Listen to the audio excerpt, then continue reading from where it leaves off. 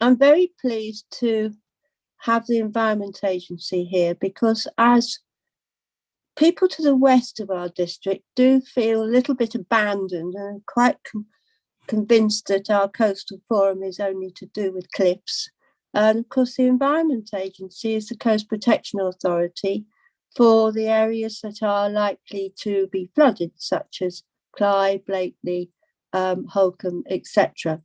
So, and also we have an old friend, Gary Watson used to work with us. I can't remember how many years ago now, but Gary, it's nice to see you back with us. Catherine as well. So if I can hand over to you, and we can go away and you can explain how you are getting on with your bit of the coast. Thank you. Thank you. So I'm going to kick off with what's happening on the west side, on the Hunstanton side of the coastline, and then Gary's going to take over and talk about the rest. So thank you. Yeah, perfect. So yeah, I'm Catherine Harries and Gary Watson obviously with me. If we could have the next slide, please, that would be great. So on the west side around the Hunstanton stretch of coast, we've been undertaking a large data collection exercise. So it's been identified that a lot of the information we had was out of date and needed updating just to make sure that the shoreline management plan was still current and correct. So we started with updating the trend report, which previously was last done in 2007. So there was a significant number of transects that needed to be analysed, and the new trend report covered from 2010 to 2020. So there was a reasonable time frame to assess the erosional or accretional trends that were taking place across the Wash. And then last year we worked with the Borough Council of King's Lynn and West Norfolk to undertake a geotechnical assessment of the groin field between Hunstanton and Heacham. This assessment helped answer some of the whys we were seeing some of the accretional and erosional trends in the area. And it was something that was also recommended in the shoreline management plan. And then the latter part of last year, the Environment Agency's and Coastal Monitoring team got the opportunity to trial a radar piece of kit in the area. It was effectively a shipping container with a stick on the top of it. And it's placed on the seawall at Hunstanton to take a continuous set of data. Technology like this has lots of uses.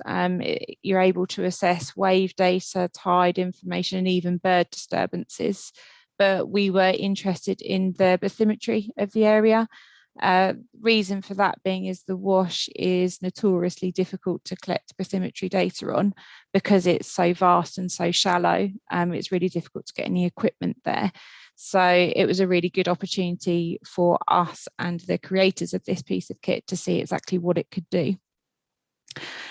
And if we could move on to the next slide, there should be a picture of what the radar picked up. So you can see some of this data there. You can make out the groins and some of the offshore channels and bars as well. Something that we would have struggled to collect otherwise. And you can also see that we've collected data across a reasonably large area. This isn't the whole of the extent that we were able to collect data on. But it stretched right the way from Hunstanton all the way down to Heacham. The trial was reasonably successful, but even this piece of kit did struggle with the geography and the complex network of bars and banks. Some of the professors that worked on this said it was probably the most complex set that they'd ever seen. And so I think they are taking it further for further research themselves using the data they've collected here, which is interesting. So all of the three data sets there that I've just talked about, so the trend report, the geotechnical survey, and this radar technology. We are collecting that all together and assessing in combination to inform how the coast will be managed going forward. And we've got a lot more information now to inform those decisions, and hopefully answer a lot of the questions that were raised in the shoreline management plan. So if I can move on to the next slide and the current management practices. So every year between Snettisham and Heacham, so the southern side of that frontage, we undertake a beach recycling project.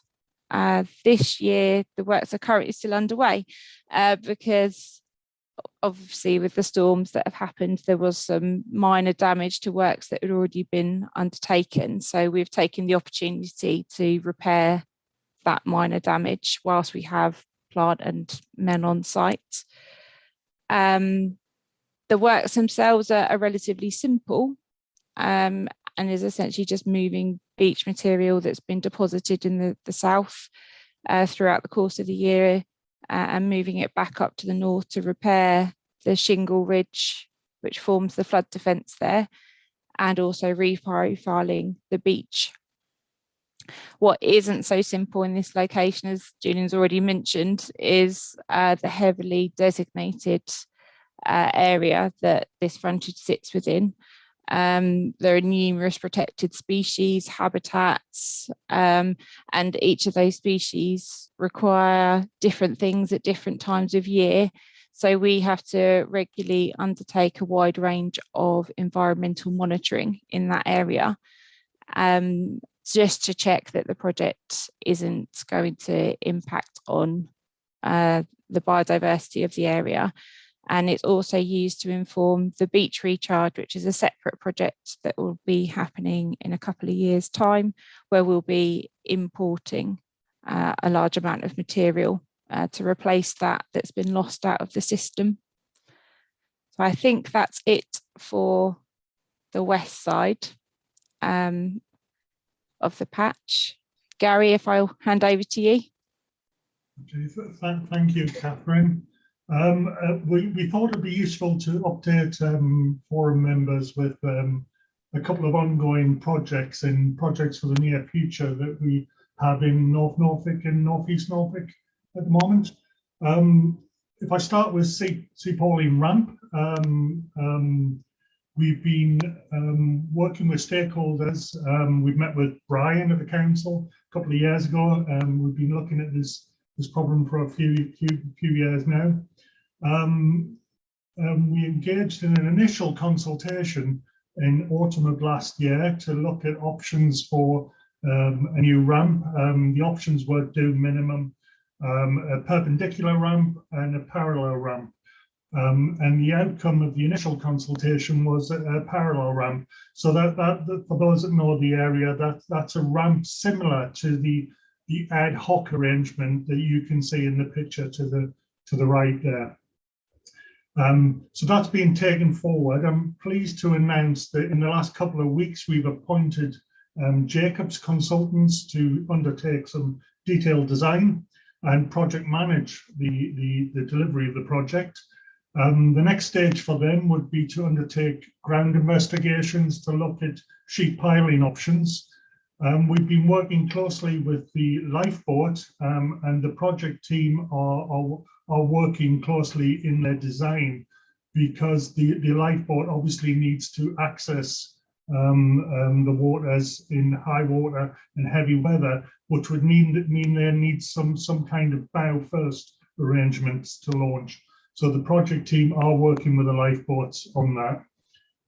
We are aware that it's a sensitive area in terms of commercial and tourism, and we'll be working with Rob and Brian at the council as it progresses to arrange delivery times to have minimal impact on users in the area. I suggest that at future Norfolk Coast Forum meetings, as the project develops, either someone from the project team or myself comes along to give you more information on that. Could we move on to the next slide? Another issue that I'm sure some people will be aware of is the extensive Alexander's problem in North Norfolk, particularly for our concerns are when Alexander's grows on seawalls and embankments.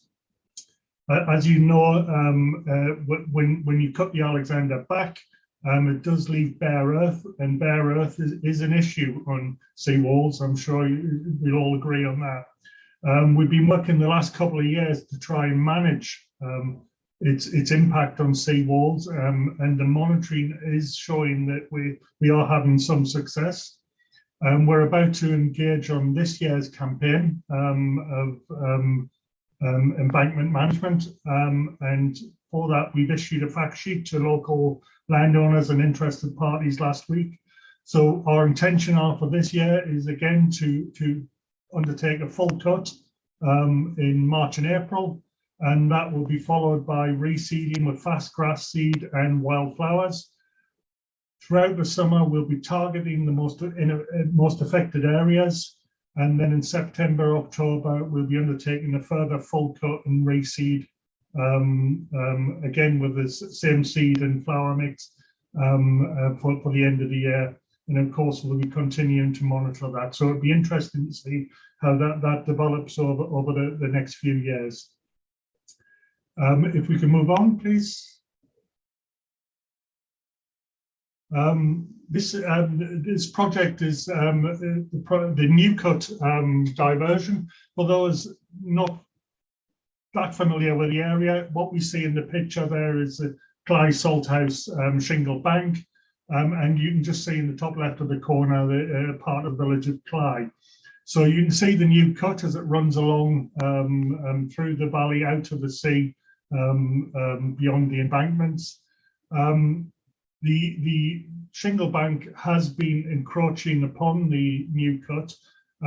It first touched it back in 2013 when we had the December storms, and it partially blocked then. And back in 2017, I believe, we had another storm surge, and again, that partially blocked that channel. Norfolk Wildlife Trust have aspirations for the management of the North Marsh, which is the wetland area that you see in the picture. They were very keen to do some significant improvement works to that area, but they were conscious that at some point the Environment Agency would come along and dig a new channel through it. So we've been in discussions with them, and we were hopefully just about to embark on a partnership project whereby the Norfolk Wildlife Trust will do their improvements to the North Marsh, and they will also deliver the new channel diversion through the site, and we will contribute the cost of the new channel diversion, and the Norfolk Wildlife Trust will cover their own cost for improvements. It's about a £250,000 project, of which 90,000 will be the Environment Agency contribution for the channel diversion, and it will all be delivered by Norfolk Wildlife Trust. We think that's a very good way forward, and for smaller schemes like this in the North Norfolk area, we find this approach very good, and we are looking forward to doing projects like this in other areas too. If we can move on. Just lastly, just to update members of other projects we've recently completed or in the pipeline. In the last couple of months, we finished the Eccles to Winterton navigation markers. 25 new navigation markers, including cardinals and lit markers on the reefs. That was completed in 2 months and on time, although we did have some weather issues. We're pleased with that. We're just about to go to tender for the Eccles seawall repair. There's a short section of sheet piling at the Eccles frontage where the toe piles are corroded and there are some voids. So we're just about to go to tender on that, and hopefully we can get that delivered this year. We are just looking at progressing the Eccles to Winterton groin repair. which will be the final phase of the currently approved Eccles to Winterton works, which have been ongoing for 20 years or so. There are 65 groins along that frontage, and 29 of them still have the remaining steel and timber elements in them. So we are looking to progress that to undertake some repairs. Its project's just begun, and we haven't got two options appraisal just yet. The only other thing to update is obviously we've had a lot of wind, although the wind's been offshore for us. It has created quite a bit of damage to the dunes down at Eccles to Winterton. The operations team are out there fixing fences, trying to get everything ready for Easter, for people to come to Norfolk and start enjoying the coastline.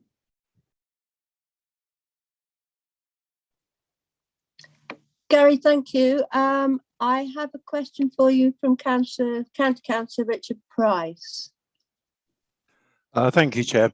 Yes, a question for Gary on the, I see Harry's got his hand up as well, so he may have the same, about the Seawall ramp. And I'm pleased to hear you talking with the lifeboat people. Are you also talking to the fishermen?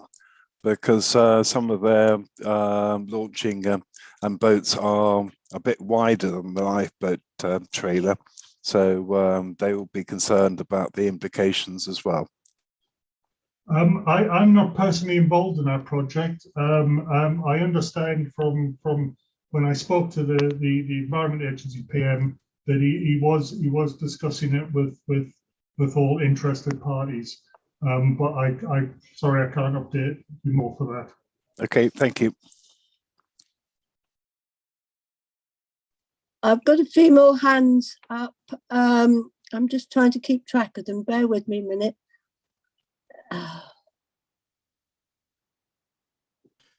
Can I just come in on that? So I'll just follow. Harry, I'm glad you're there. Yeah, can I just follow Richard?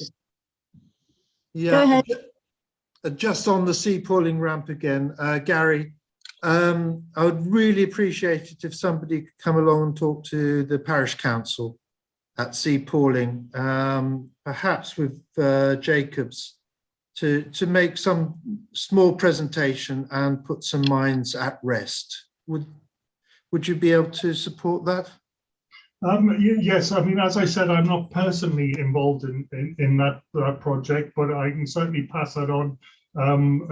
Jacobs have only recently been appointed, so they'll be getting into the crux of the issues there. And as soon as they've got something to feed back, I'm sure they'll be more than happy to come along. Thank you, Gary. Thank you, Gary. I have two more, Willie Athill and then John Davis. Willie, over to you. Andrew, thanks a lot. Has anyone mapped the sediment accretion in Blakeney Point and in the harbour, in Blakeney Harbour? And if so, where can I have a look at those maps? Lives over there, Councillor. It's been a sore point for some time, actually. Brian, did you want to answer that? You suddenly appeared. Yeah, no, sorry, it's out of, we really cover from Weybourne going east, although I'm very interested what happens at Blakeney. We have no responsibility for it, and I really don't have any answers. Okay. We do, obviously, we do monitor the coastline quite closely in terms of beach profiles and quite extensive beach profiles. We are due, the last North Norfolk Coastal Trends report went back to about 2014, I believe. We are due a new Coastal Trends report, which will look at all the data and the trends that are occurring throughout the coastline, but including North Norfolk. And one of the benefits that I think we've seen developed over the recent years is a monitoring technique known as Lidar, which you probably know is that all those colours, you see a coloured map which shows elevations, that's taken from an aeroplane, which instead of a chap with a stick walking out and taking one profile twice a year, it means that you can look at how vast areas have changed over the decades. We are starting to get to the point now where we've got a few years worth of Lidar. So I think the forthcoming Norfolk Trends report will demonstrate some of that, and show what's happened over recent years.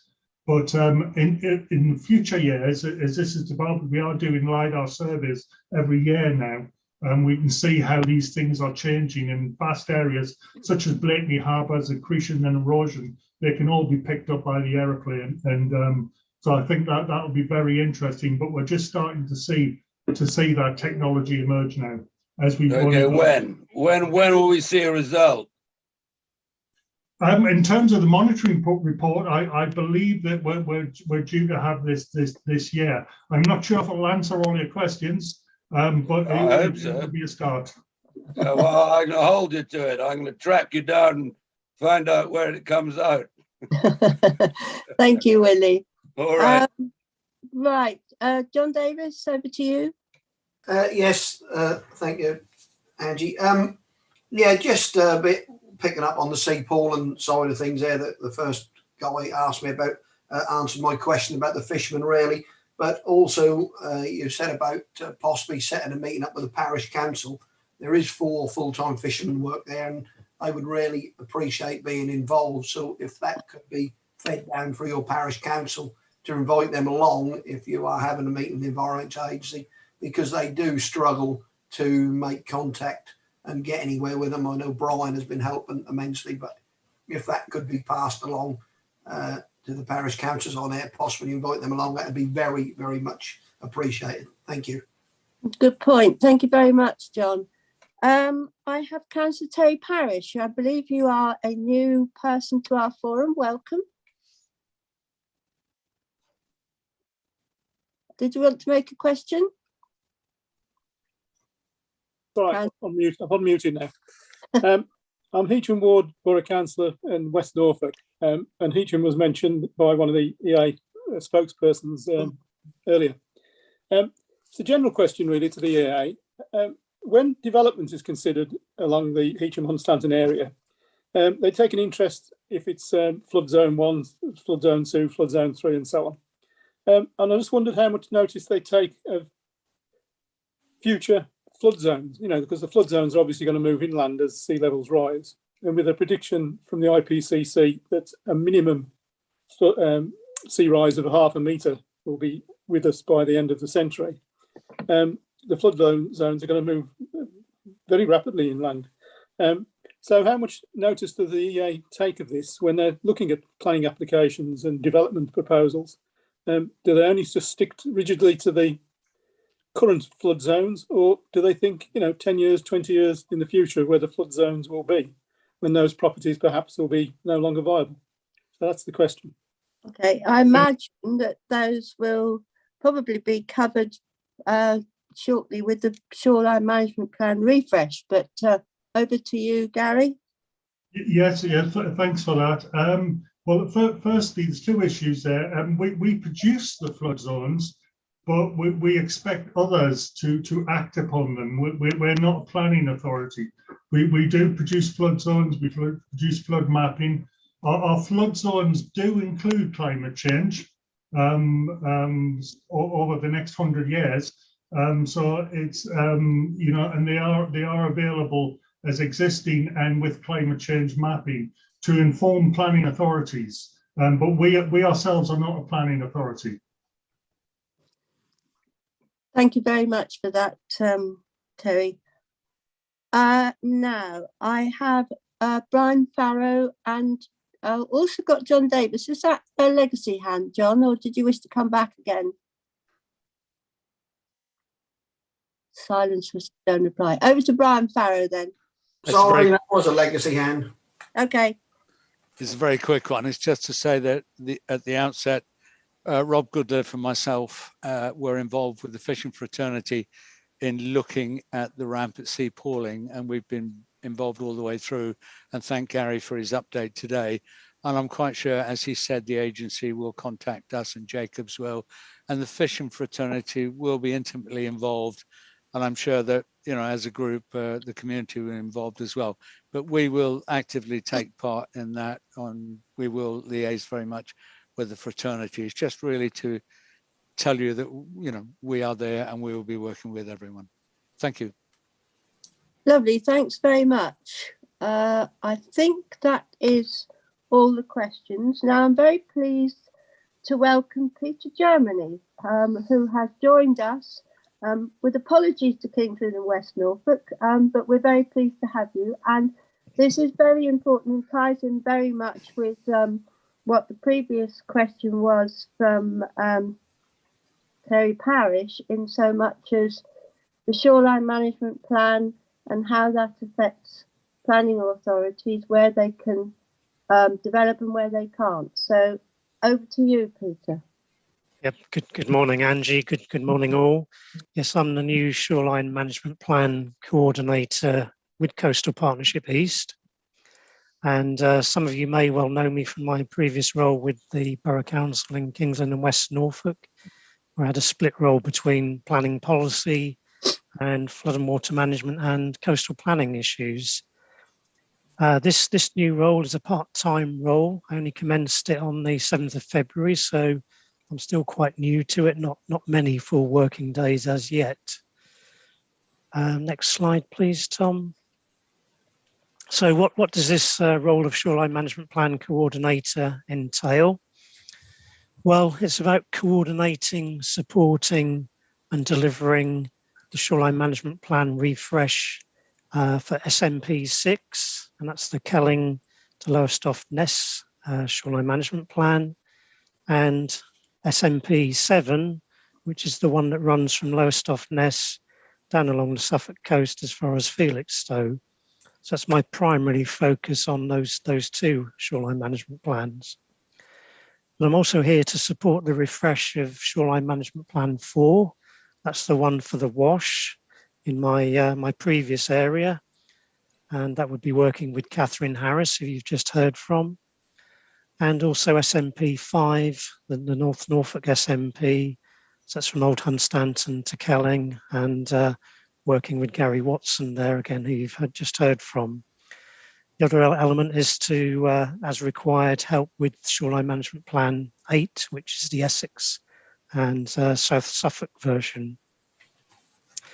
Also have a role in overseeing the refresh process, working with the East Anglian Coastal Group, and also aiming to input into national elements of the refresh. Nationally, they're trying to improve the understanding and accessibility of the SNPs by having a web-based Explorer system developed. And again, as Angie alluded to, also improving links with land use planning, between land use planning and SNPs. So next slide, please, Tom. So my initial priorities, that there's quite a bit of material just to work through initially. There's a national supplementary guidance document which was produced by the consultants who led the refresh process. That's a 100-page document, very detailed guidance on what happens next. So that takes a little bit of working through and digesting. There are also local health check reports which were produced for each of the shoreline management plans. So obviously those are very key documents that we'll need to be working to and taking notice of. I need to work with colleagues at the Natural England and the Environment Agency to agree status checker documents. These are documents that allow you to record changes to policy, to record updates to documents, and also to recognise and record the activities that are already underway. So it's kind of a summary document of what's sort of happened and is happening so far. The idea is that those should be capable of being shared, and they would be maintained by the SNP management groups. We're required to develop new action plans. As you'll be aware, some of the existing action plans have probably fallen a little bit into disuse over time. So the idea really is to revive them, to incorporate the health check actions and to use them as a much more active document to guide progress on the next stages of the shoreline management plan work. And also finally on there, the need to develop or revive shoreline management plan governance arrangements so that they can help to take this process forward. The findings of the health checks were in SNP 6 and 7 that you had very good governance processes already in place and ongoing. So that's quite helpful to know that and have that as a basis. Next slide, please, Tom. So the SNP Refresh, what is it and what is it not? So this is a refresh of the existing shoreline management plans. It's not a review of shoreline management plan policy as such. The health check isn't designed to review the suitability of policies, but it does identify locations where policy may need to be reconsidered. It's not a third generation of shoreline management plans to replace the second generation. The second generation, as you'll know, came out between 2006 and 12, but it is aimed at reviewing how they've been implemented and whether this leads to any challenges to future delivery. And it also gives us a lot of guidance on what we need to do next. It's important to see it as an opportunity to revitalise the shoreline management plans to prepare us for the next epoch, where we move into epoch 2 after 2025, and also to make them much more accessible and improve the way that the public and other stakeholders can interact with them, understand them, and be aware of them. And the next slide, please, Tom. So that's the end of what I had to say. And Angie, back to you if there's any questions. Lovely, Peter. Thank you very much. Let me just check. I found out I don't see any hands. I think it's very straightforward. I think but it is interesting what you're saying is that very shortly we're moving into epoch 2. I mean, I can remember the shoreline management plan being published and a bit of the furore that caused, and whether our coastal parishes are aware that we're almost on the edge of epoch 2. So if any of you parishes are on the call today, just put that one away and think about it. Thank you, Peter. Very good to see you. Right, now we're going to the North Norfolk Coastal Engineers, Fiona and Brian, over to you. Update on what we are doing along our patch of the coast. Thank you, Angie. Good morning, everybody. This is going to be a very specific report about North Norfolk. It's really about the recent storms and it's about coastal cliffs. We've sort of summarized it down to that. First slide, please, Tom. There we go. This is Cromer taken, I don't know, January of this year after the storms. What you can see on the right-hand side of the pier are the piles from the first pier. What was it called? Anyway, that was built in about 1897, the new pier, so it was pre that. The top right is groin number 3, immediately east of the pier. And if you look closely, you can see about a metre from beach level up to, it's almost bare wood. That shows you about a metre of sand was lost in that storm. The point of saying all this is that our beaches you can lose a metre of beach quite easily in a storm, and John will know this, fishing these beaches. Importantly, look at those flints, because therein lies a story. Next slide, please. I quickly put that one in to show some damage to a small set of timber stroke steel steps. The handrail has been devastated. It was rusty anyway. Bottom line, we have to put handrails on steps for general public. It's a health and safety issue, but it causes lots and lots of damage. Next slide, please, Tom. This one is important. This is damage to the seawall in Cromer. That seawall the lower part where the stainless steel rebar is showing was reconcreted about 2014. So in something like 8 years, we have lost about 150 millimeters, 150 mil, 6 inches in old money of concrete off the face of that wall in that time. Why is it lost? It's lost because of the impact of those rock hard flints. That makes me think, where do the flints come from? The flints come from the chalk. Are the flints offshore? Without a doubt. Do they get released in storms? Without a doubt. Do they wash ashore? Yes, they do. Do they do damage to the chalk offshore? Most probably. And John and Julian might look to that, as it was mentioned, I think, in both your reports. But it occurs to me, if it will take 6 inches of concrete in 8 years, what could it do to soft chalk in a storm condition? And can you get a camera down in a storm condition to see what it's doing? I don't know. It's just something that you clearly need to think about as part of where we go with that. We were so concerned, we looked at testing the concrete, and we looked at 3 British standards, and we brought a specialist consultant in Sandbergs of London to test the cores. We took 12 cores and advised on the findings. So we tested for strength and density, depth of carbonation, chemical analysis, water and gas permeability, petrographic analysis, and I have no idea what that is, and chloride permeability. In summary, the results confirmed that the concrete is good quality and complied with the design criteria. Bottom line, this was caused by rock hard flint being forced against that wall in a rough sea condition.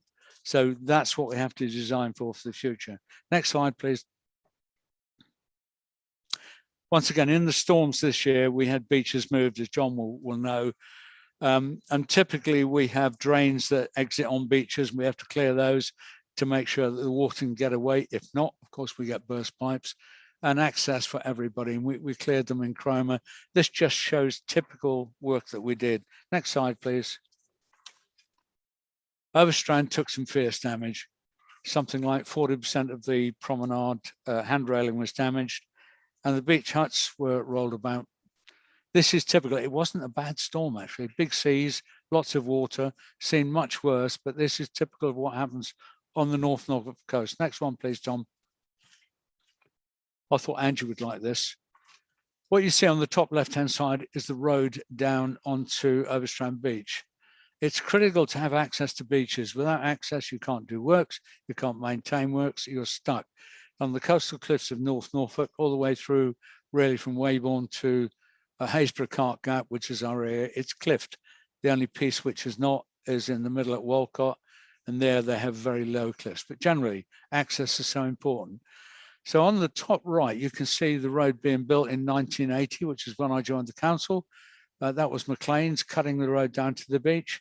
Top left is the road a couple of years back. What we never took account of was that the remains of the old Overstrand Hotel were in the cliff up to the right-hand side. Well, with a little bit of help from groundwater, it's worked its way onto the road, and we're now having to constantly clear that.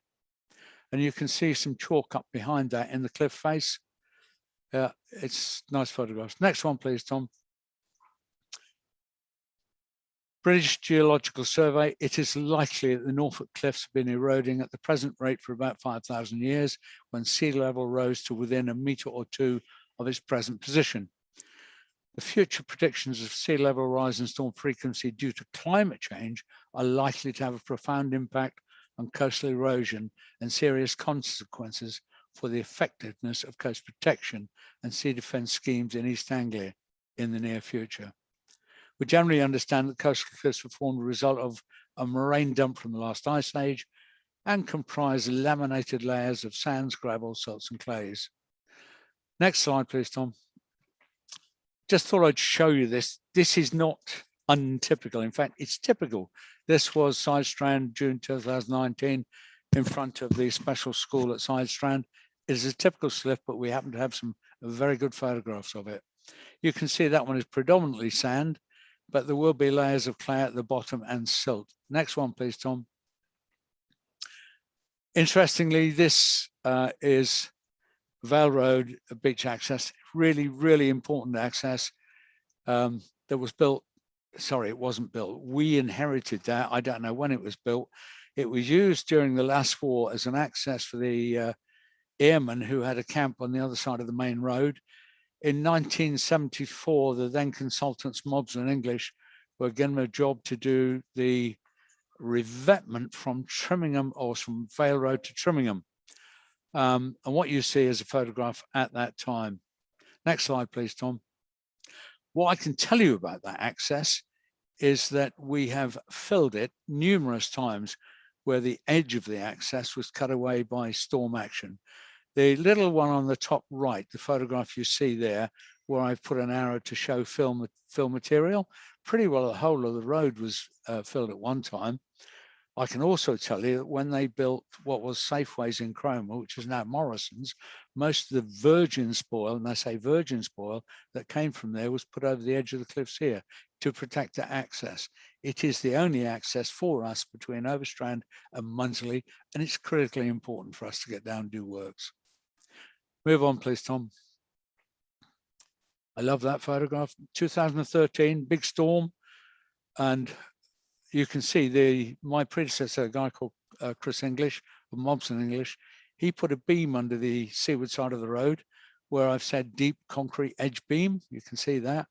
And those people are blissfully unaware of what they're walking over and under. And that was the first time that I personally had seen the cliff drop away quite so dramatically. And we refilled that. In fact, Rob did that. Move on, please, Tom. Same area again, 2019, and earlier this year, where people said there's a cliff slip. We said no, it's settlement of the road. Move on, please, Tom. And that's the road now being filled. There is a minor crack opening in the top, as you would expect, and we will monitor that, but we've put fencing around it and it's now stabilized. Moving on.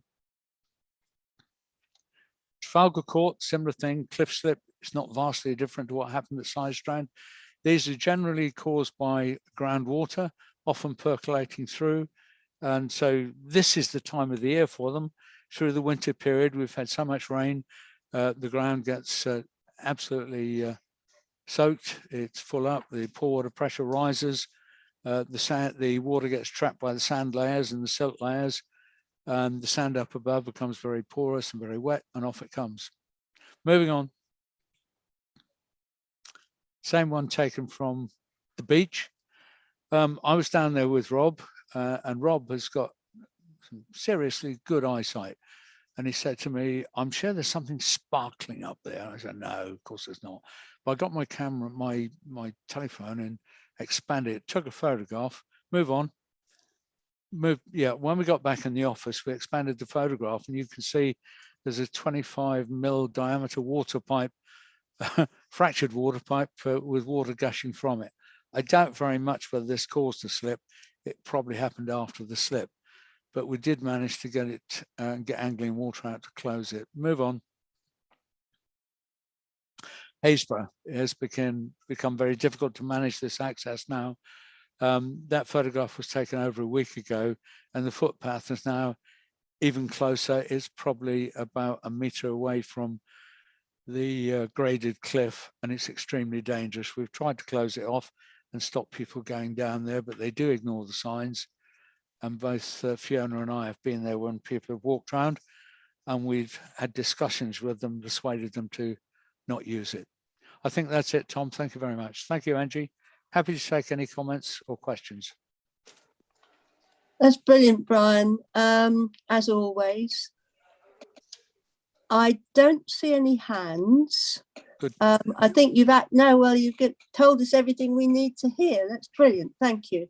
Now over to Fiona, who's going to talk about the work that we hope we will be doing in the autumn. Over to you, Fiona. Morning, everyone. For those of you who don't know me, my name is Fiona Keenahan, and I'm the Assistant Coast Engineer here at Norfolk, working alongside Brian. This morning, I'm going to run through the Cromer Phase 2 scheme, as well as the Munsley Coastal Management Scheme with your next slide, please, Tom. So I'm quickly going to run through both schemes for those of you who aren't aware of the scheme, and just to refresh everyone's memories as well of who does know about it. So we will start west of Cromer heading east. Tom, you might have to use your mouse just to pinpoint little areas for me to show everyone what we're talking about. So on the far west extent, we will be placing a rock structure to help with outflanking on the cliff over here, but this is subject to consenting before we can confirm we can do that. There'll be a running theme along Cromer that all the groins will have all the necessary repair works done to them, as well as the navigation beacons that you see at the end of the groins as well. We'll be doing repair works on them also. Then from the pier directly west, heading back towards groin 4, which is the first groin west of the pier, we will be placing a rock revetment along this structure. And if you remember from Brian's presentation, this is in the exact same location where you see the seawall has been abraded away with the flint. So this will help with the abrasion of the concrete seawall there, as well as overtopping, which we see during most high tides now. We see the sea overtops along this section. Directly behind it, we have a slope, and you have a number of properties on top there. So just so everyone knows where we are, you have number 1 heading back towards Lily Mays. We will be putting something called Grasscrete along here. This is a concrete structure that will go a lot heading up the slope. We have this elsewhere in the likes of Sheringham, and I believe also around Cart Gap, and this is to help with slope stabilization works. We'll also be planting a wildflower seed mix in this area as well. Heading east, we will be doing groin works as well along the groins here, and beacon works. And the only big piece of work we'll be doing along this section is in that green box where you can see concrete apron to flint wall. This is the walkway along to the beach huts. We don't have an apron down there. So this is to future-proof for when beach levels do eventually start dropping in this area, the seawall won't be undermined.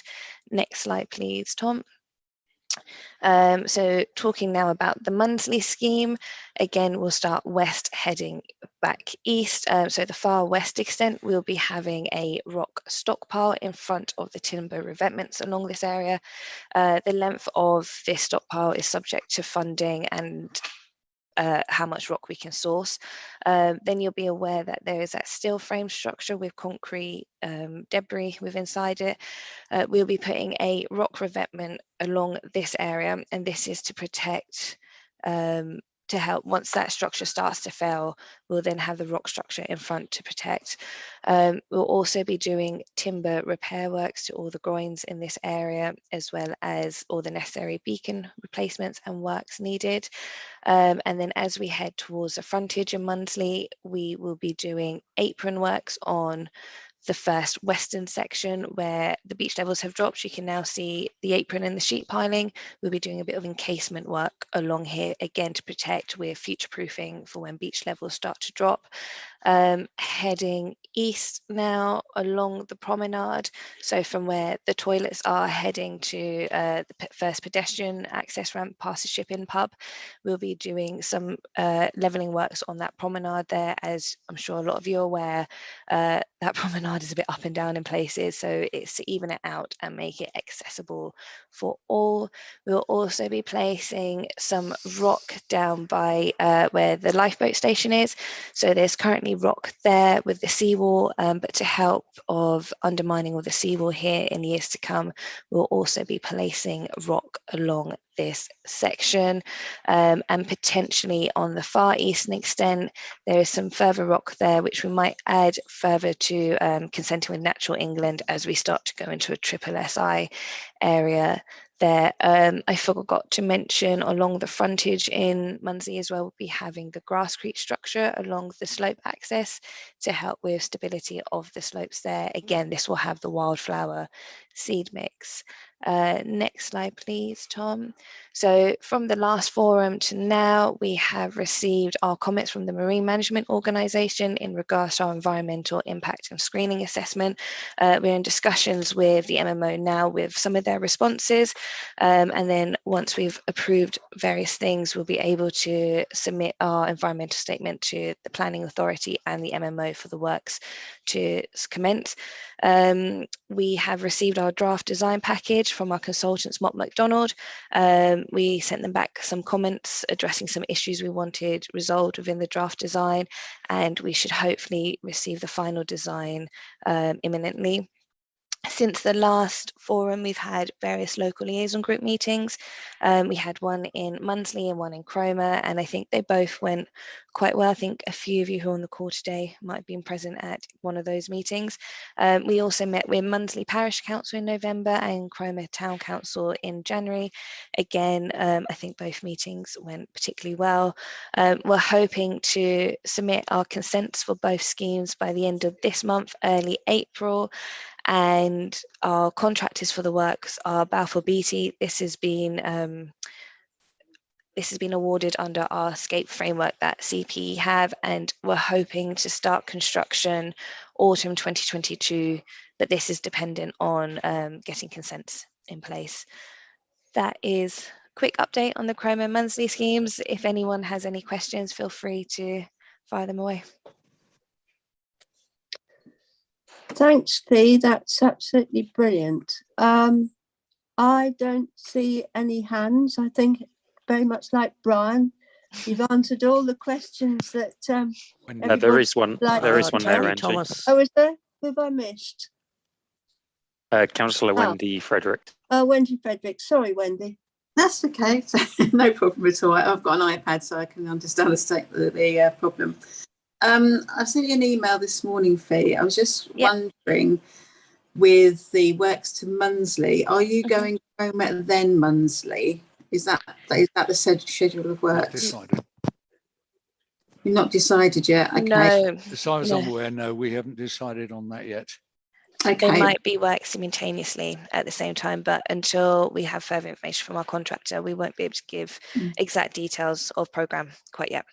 Okay, that's fine. If you could let me know, because there's some stakeholders that obviously use the beach for various activities, and they're kind of interested in when that's going to happen.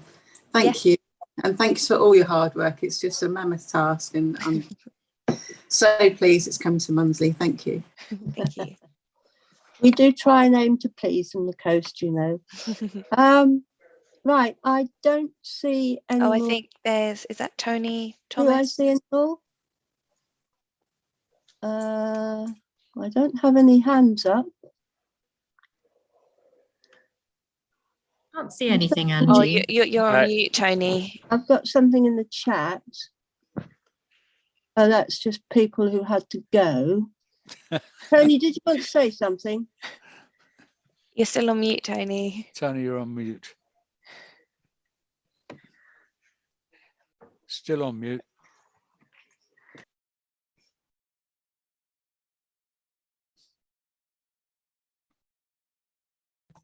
Okay, you can hear me now. Yes. Yeah, right. No, it's about the sand at Bacton. Is there any work being done to make access from the top of the sand to the beach? At the moment, you've got 6 foot drop or 10-foot drop in front of the gas site. I've got in May, I've got over 100 anglers coming from around the country, and they'll be accessing it from castaways, but there's no way down at the moment, and it's a bit precarious. Yes, yeah, okay. In answer to that one, yes, we will. We've been doing it on a regular basis. Clearly, after the storms, there was lots of movement. But generally, what we do in front of every ramp, we make sure there is a wide access at about a 1 in 5 drop, and we will continue to do it all the way through. If ever there's an issue, just give us a bell and we'll get onto it right away. Okay, thank you. Yep, good. That's brilliant, thank you. Tony, if you're doing that, it's always a good idea to have a word with either Brian or Fiona so that we can help out wherever we can. Okay, yeah. I mean, I've got 100 anglers in May, and there's probably over 200 coming from around the country in November. So drowning lots of worms, no doubt. They've moved on from worms. Have they? Right, okay, thanks for that.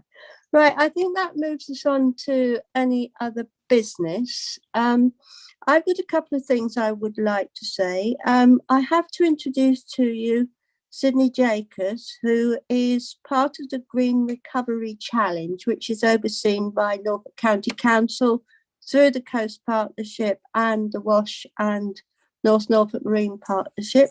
Welcome, Sydney. I hope you found this morning useful. And also, he was just mentioned in briefing, Colin Bye, who has joined the CPE team, who's going to be working mainly for Yarmouth. I don't know, Colin, if you'd like to just have a few words and tell us who you are and what you're going to be doing. You'd be very welcome. Yes, thank you, Angie. Literally just joined in the last week, and I'm pleased to actually join the Coastal Partnership East team, take on a role of senior coastal advisor. So really be working across several facets, looking at issues to do with policies, looking at issues to do with running projects, and also looking at issues to do with strategies. Only second week in the actual job, and it's something that I'm really looking forward to developing and really getting on board with as soon as possible. Thank you. Fantastic, that's great. Anybody else got any other business? I see no hands. In that case, it's up to me to say thank you very much for joining us this morning. I hope you found it useful and informative, and I'm really pleased to see that we're now extending right the way around the coast.